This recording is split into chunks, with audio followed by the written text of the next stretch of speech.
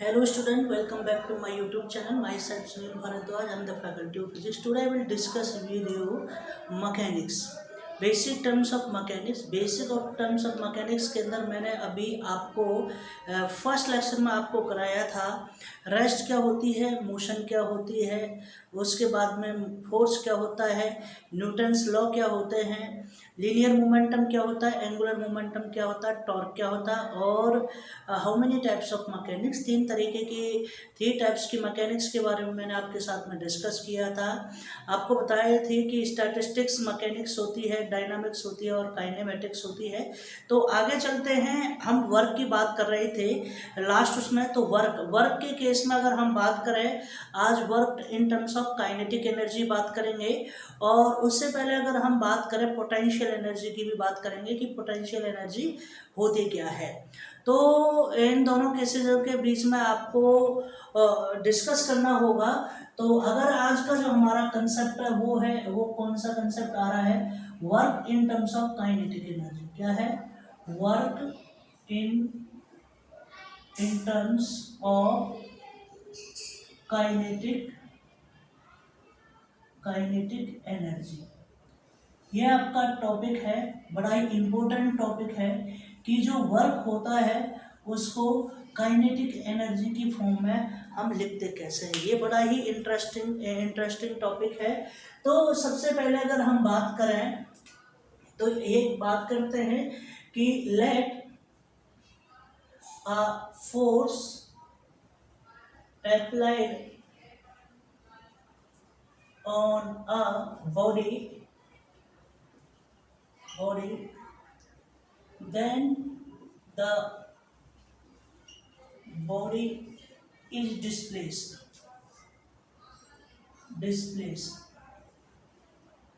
in the direction of force,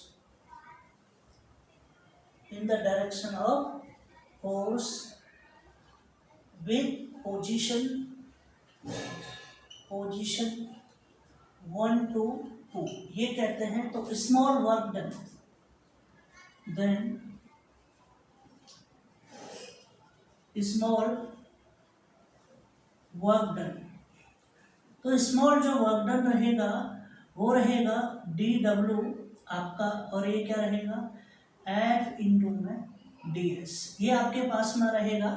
ठीक है, तो आपने क्या काम किया, इंटीग्रेटिंग बोथ साइड, या ऐसे कीजिएगा टोटल वर्क डन।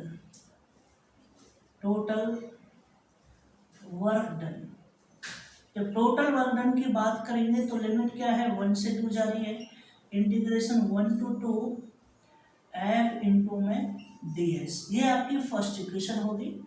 आपको पता है कि according to Newton second law of motion, according to Newton's second law of motion क्या होता है बेटा, अगर हम बात करें तो इसको कहते हैं कि F इंटू में F is equal to dp over में dt। यूजिंग इन इक्वेशन 1 के अंदर जब आप यूज करोगे तो W12 आपका किसके बराबर हो जाएगा, 1 to 2, ये आ गया dp ओवर में dt इंटू में ds। इस तरीके से आपने इसको किया है। आप इधर देखिएगा 1 to 2, इंटीग्रेशन 1 to 2 आपने क्या काम किया, ds अपॉन में dt इंटू में dp कर दिया। आपने ये dt इसके नीचे आप लिख सकते हो। और आपको पता है वेयर ds ओवर में dt क्या होता है, the rate of change of displacement क्या हो सकता है, वेलोसिटी होती है। ठीक है, आगे सुनिए क्या होता है, वेलोसिटी होती है। और p बराबर क्या होता है बेटा, mv होता है, मोमेंटम, और m क्या है, कांस्टेंट है। तो 1 to इज इक्वल टू क्या है, 1 से 2, और आप कह सकते हो v इंटू में m dv, आप इसको लिख सकते हो m dv। dp को आप बड़े स्केलर फॉर्म में लिख सकते हो, क्योंकि जब dp आप लिखोगे तो आप क्या कह सकते हो, ये आएगा D M V, M scalar है तो आप कह सकते हो एम डी वी। ये केस आप यहाँ यूज करोगे।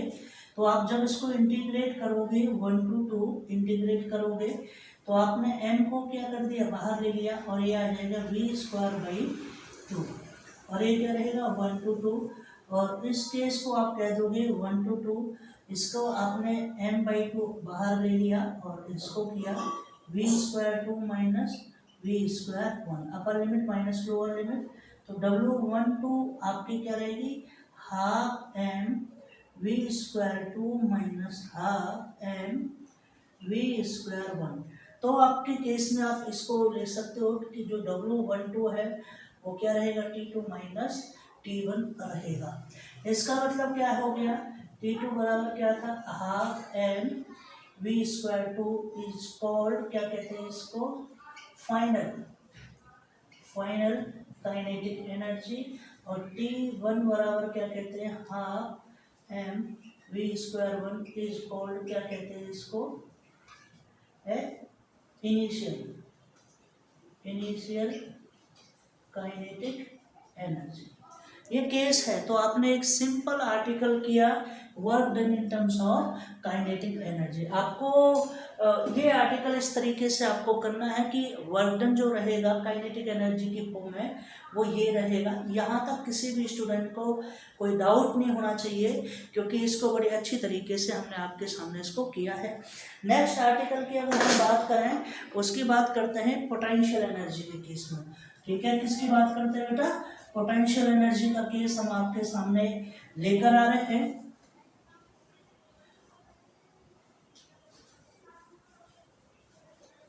पूरा पोटेंशियल एनर्जी का केस रहेगा, उसकी अगर हम बात करेंगे, देखिए अगर हम पोटेंशियल एनर्जी की बात करें, काइनेटिक एनर्जी जो होती है उसको वैसे हाफ एम v² कहते हैं, लेकिन अब हम बात कर रहे हैं किसकी, पोटेंशियल एनर्जी की। किसकी बात कर रहे हैं बेटा, पोटेंशियल एनर्जी की। क्या रहेगी, पोटेंशियल एनर्जी। पोटेंशियल एनर्जी, वैसे पोटेंशियल एनर्जी जो होती है वो होती है the energy possessed by a body by virtue of its position, space and configuration. ठीक है, और काइनेटिक एनर्जी होती है by virtue of its motion. ये आपको अच्छी तरीके से पता होनी चाहिए। तो वही वर्क की अगर हम डेफिनेशन करते हैं तो वर्क की जो सिंपल हमारा वर्क रहेगा वो रहेगा, अगर हम बात करें W जो रहेगा वर्क रहेगा, ये रहता है R2 R1 इंटू में ds, ये केस रहता है। और इसको लिख देते हैं W बराबर minus R1 R2 into ds, क्योंकि हमेशा इनिशियल पॉइंट क्या होता है उसका ऊपर होता है, क्योंकि स्पेस के अंदर से कोई भी बॉडी क्या होती है हाइट के साथ में ड्रॉप आउट होती है।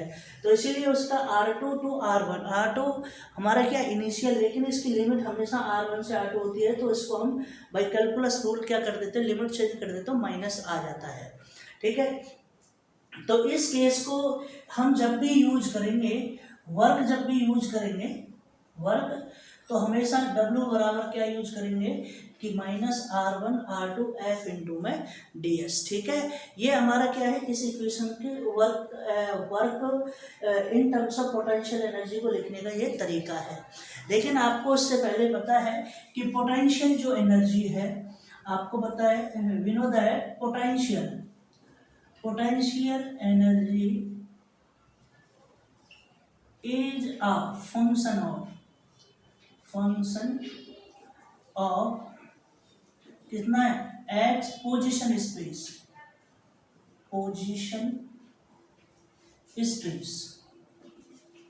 और position space X Y and Z. क्या चीज है, ये फंक्शन है। तो जो पोटेंशियल एनर्जी है आपकी v क्या रहेगी, v is a function of X Y और जेड। इक्वेशन फर्स्ट, इसको आप याद रखना ना, ये पोटेंशियल एनर्जी की क्या है, इक्वेशन है ना। Using the Taylor's theorem, now using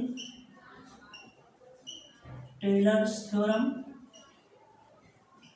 theorem, अगर मैं बात करता हूँ डी वी, तो करली वी ओवर में करली एक्स इंटू में D X plus curly V over में curly Y D Y plus curl V over में कर्ल जेड डी जेड। ये है, एक स्केलर फॉर्म में है, इसको वेक्टर फॉर्म में मैं लिख सकता हूँ आई करली वी ओवर में करली एक्स प्लस जे करली वी ओवर में करली वाई प्लस के करली वी ओवर में करली जेड। ये इस फॉर्मेट में है। इनटू में क्या रहेगा I D X plus I J D Y plus K D Z, ये इस फॉर्मेट में, क्योंकि I dot I is always one, तो करली वी ओवर में करली एक्स डी एक्स, आई के साथ में जो जे और के रहेगा वो हमेशा क्या रहता है, जीरो रहता है। स्केलर प्रोडक्ट के केस में आपने पढ़ा होगा।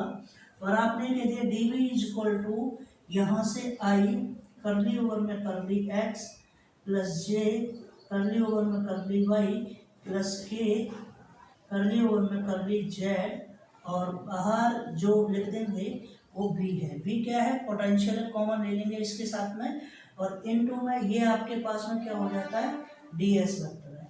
ये डी एस वेक्टर क्या है, पोजीशन की फॉर्म है, क्योंकि एस या आर क्या होता है, आई एक्स आई प्लस वाई जे प्लस जेड के, ये आपका केस होता है। यहाँ तक आप सभी को पता होगा।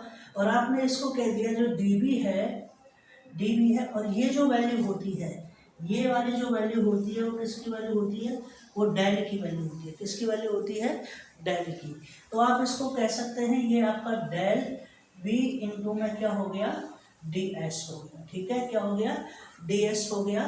और आपने इसको क्या कर दिया, आपने किया इसको इंटीग्रेट किया है, तो टोटल पोटेंशियल जो निकालोगे वी क्या रहेगा आपके पास में, तो पोटेंशियल एनर्जी का केस, ये वर्क जो होती है वो पोटेंशियल एनर्जी के बराबर की होती है, याद रख लेना, W बराबर V, आप ऐसे भी कह सकते हो इसको।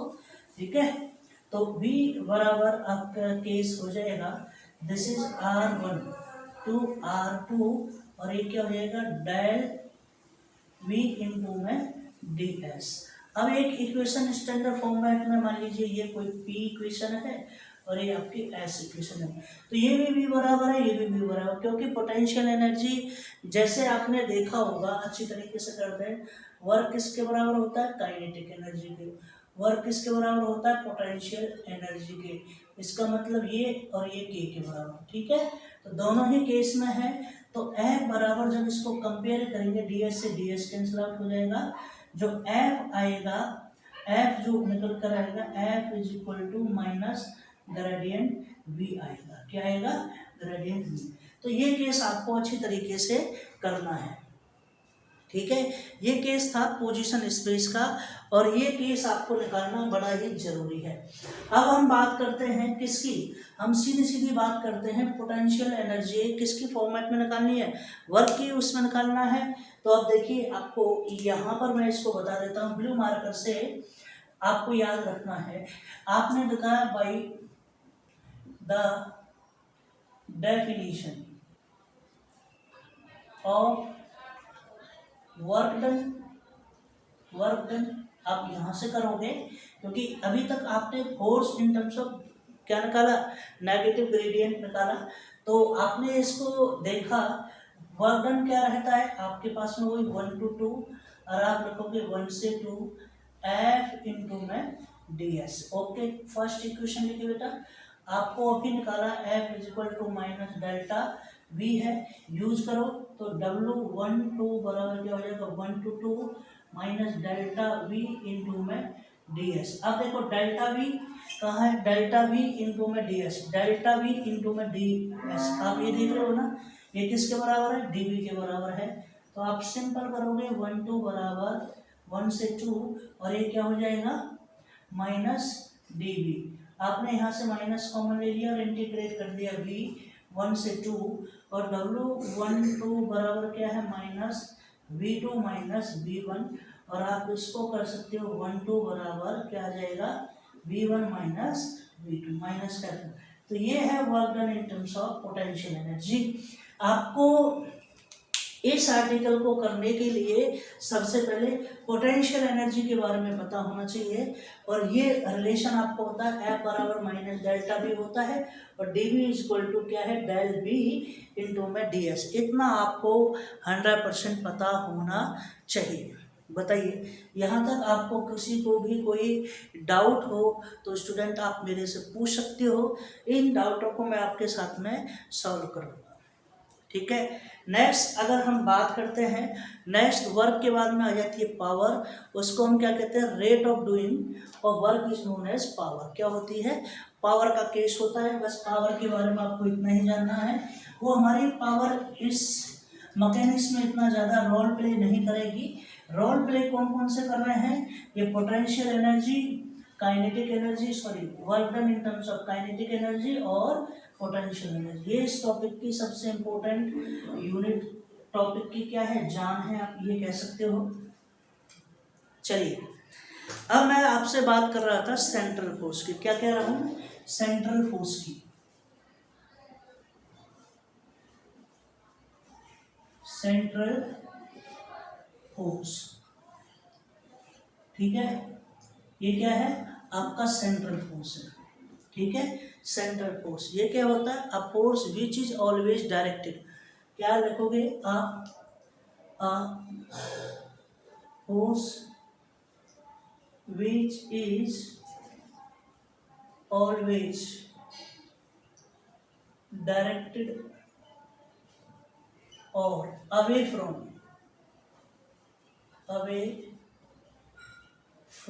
a fixed point,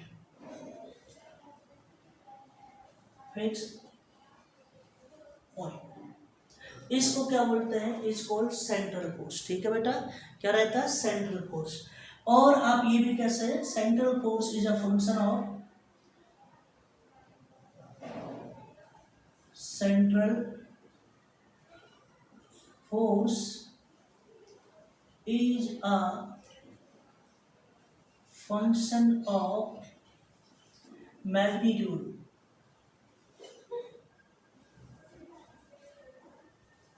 of distance या पोजीशन, डिस्टेंस। सो इक्वेशन की अगर मैं बात करता हूँ, जो सेंट्रल फोर्स है F इक्वल टू, F किसका फंक्शन है, F मानिए कि F is a function of R, और ये क्या रहेगा, R के। ये क्या है, सेंट्रल फोर्स की इक्वेशन है। आप इसे लिख सकते हैं F is equal to, F is a function of distance, और ये क्या है, R ओवर में R। इसका जानते हो, आपकी क्या चीज है, आर कैप क्या है, R cap is a unit vector. Unit vector, unit vector की मतलब क्या, मतलब क्या होता है, which shows the direction of the force. क्या होगा, वो फोर्स की डायरेक्शन को क्या करेगा, फोर्स की डायरेक्शन को दिखाएगा। ये कोई भी आपका इस तरीके का सिस्टम है, ये सेंटर है, और ये क्या चीज़ है, आपका रेडियस आर है। ठीक है, समझ में आ गया होगा, रेडियस आर है। और ये अगर हम सेंटर सी बोलते हैं, तो इसके लिए जो एक्सेलरेशन है ए सी, वो किस डायरेक्शन में लगेगा, या बाहर की तरफ लगेगा। तो इसमें जो सेंट्रल फोर्स लगेगा एफ सी, वो इंटरनल की तरफ लगेगा, which is directed fix point. ठीक है, इसके केस में आ जाता है ये केस आपको अच्छी तरीके से पता होना चाहिए कि सेंट्रल फोर्स के ऊपर बहुत सारे क्या होते हैं, न्यूमेरिकल आपके आते हैं। इन न्यूमेरिकलों को सॉल्व करने के लिए ही आपको ये सारे कंसेप्ट आपको पता होना चाहिए कि अगर सेंट्रल फोर्स है तो उसका अगर हम बात करें, जैसे अगर हम बात करें इसी के लिए, वो कहता है कि जो एंगुलर मोमेंटम है पूरा सेंट्रल फोर्स कंजर्वेटिव, मतलब प्रॉब्लम में बनाता हूँ इसकी। चलो एक प्रॉब्लम करते हैं, अच्छी प्रॉब्लम रहेगा।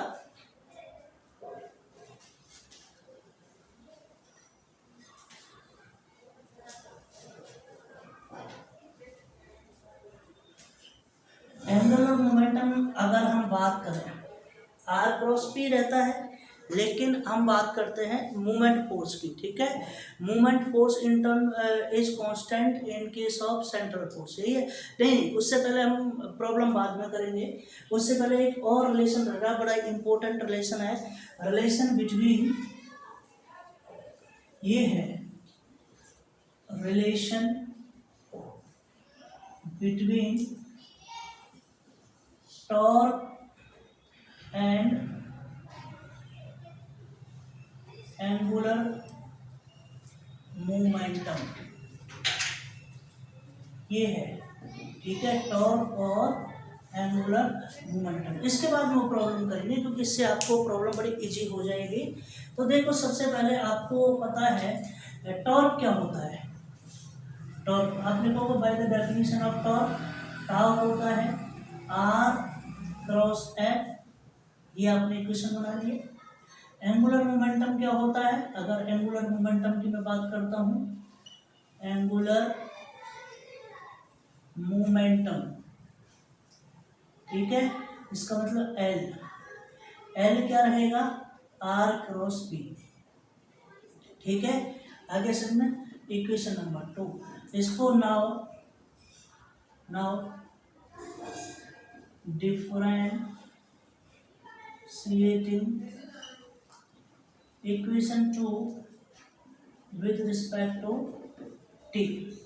तो आपने क्या काम कर दिया, डी एल ओवर में D T which is equal to D over में D T R cross P, बिल्कुल सिंपल है। अब इसको आपने क्या काम किया, डी एल ओवर में डी टी और ये कर दिया first function constant, product rule लगाइए, इनटू में डी पी ओवर में डी टी प्लस अब D R differentiation of first function into में सेकंड फंक्शन कांस्टेंट। आपको रूल्स पता है, डी पी ओवर में डी टी क्या होता है, साथ के साथ कर दूंगा क्योंकि ज़्यादा लेंथ नहीं करना है इसको।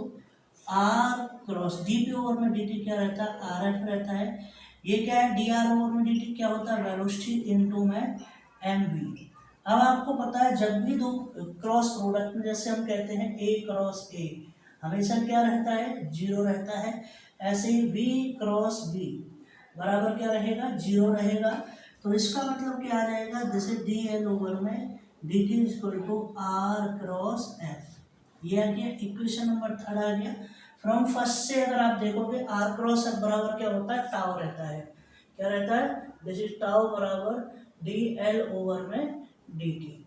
ये केस आपने यहाँ पर इसका रिलेशन पढ़ लिया, क्या पढ़ लिया बेटा, रिलेशन आपने यहाँ पर अच्छी तरीके से इसको क्या पढ़ लिया है, ठीक है। अब यही केस कहता है, इन केस ऑफ क्या कह रहा है, in case of central force the angular momentum is constant. अब ये यहीं पे प्रॉब्लम मैंने आपके लिए कह दिया है, ये क्वेश्चन है। अगर हम बात कर रहे हैं, ये कहते हैं in case of central force angular momentum is constant, in case of central force, ठीक है, एंगुलर मोमेंटम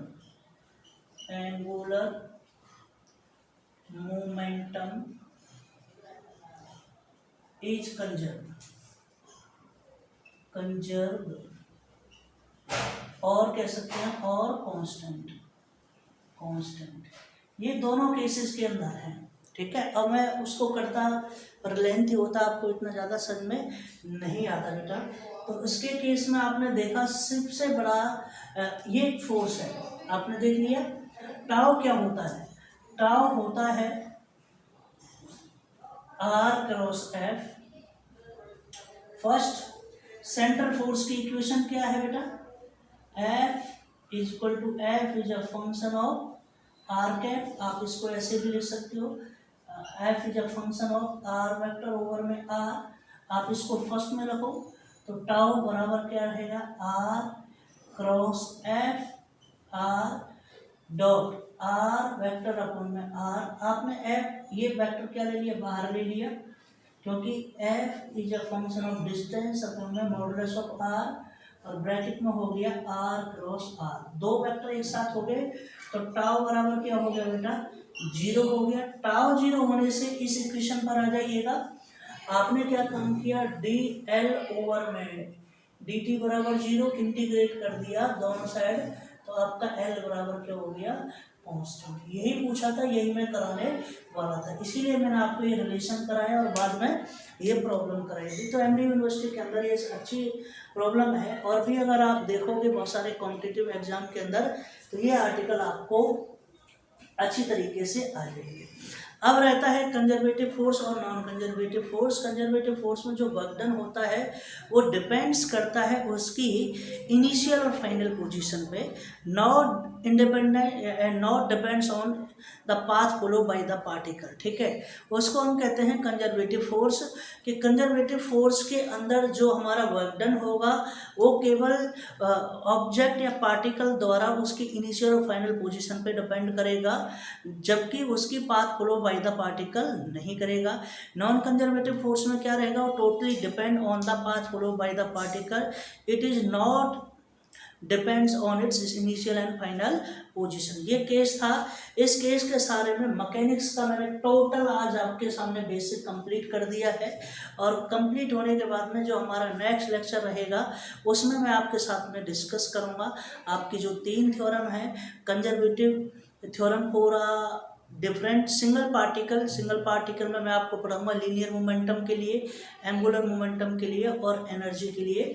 चलिए मिलते हैं अपने नेक्स्ट लेक्चर में। Okay, thank you, bye bye.